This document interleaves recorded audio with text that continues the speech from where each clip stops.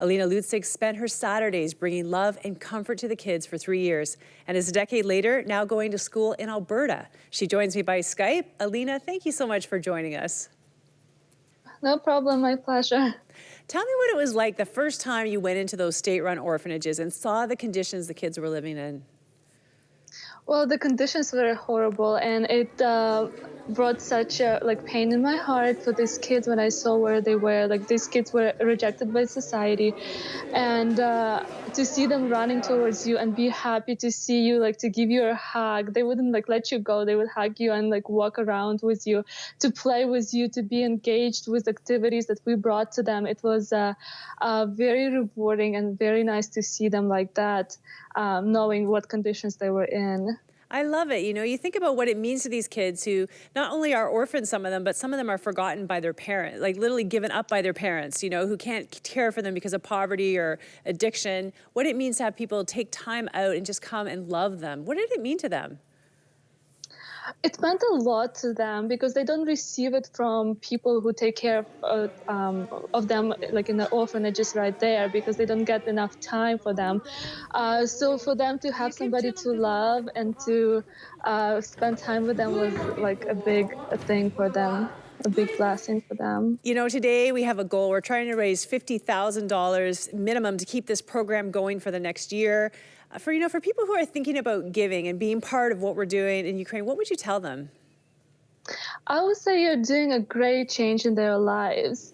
Knowing where they could go after the orphanage and knowing when helping them and where they can be after the orphanage, it's a big deal. Also, you're investing in their future, in their education, in their development, in their well-being. So I would say that's a great and big change for them. Oh, well, thank you so much for all that you did. We're going to visit with you again later on in the program. Thanks so much, Alina. Thank you. These orphanages have been called the place that God forgot, but we know that's not true. Take a look at what this amazing group of students are doing for the orphans of Ukraine. Exams are just around the corner for these students, but earning a degree is only part of what they're looking forward to.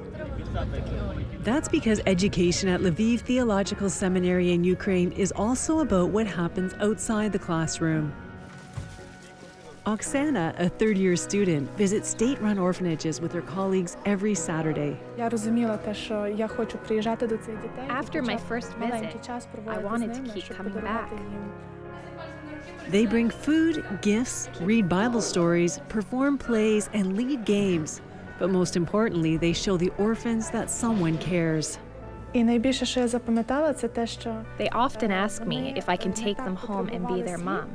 They don't want to listen to stories or even play. They just want to be hugged. A warm hug and wide smile makes all the difference to these children, many of whom were abandoned by parents unable to care for them. Ukraine became independent, over 20 years ago.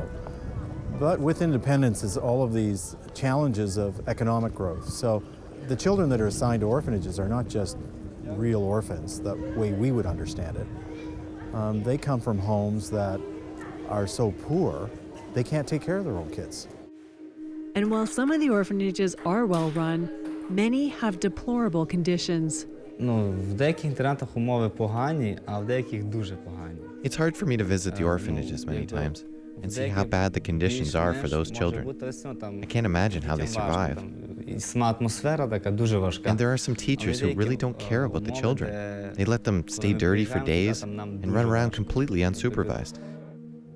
These harsh realities create deep emotional wounds inside these orphans, something the students have found can only be overcome with constant love. When we say about problems, children do not open from first time.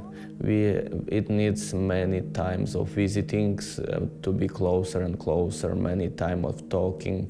When they start to talk with you, it takes a long time.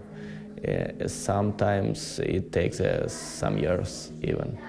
And children, this kind of children, usually they are very close. They have inside not good thoughts about the society, life, about people around. And it takes time to change them. They will change when they see practical way, that it is kind of people who are different. When we first began working with them, we asked, "What do you want to be when you grow up?" One girl said, "I don't want to be anything." But now there's a change. They are more confident and begin to dream about their future.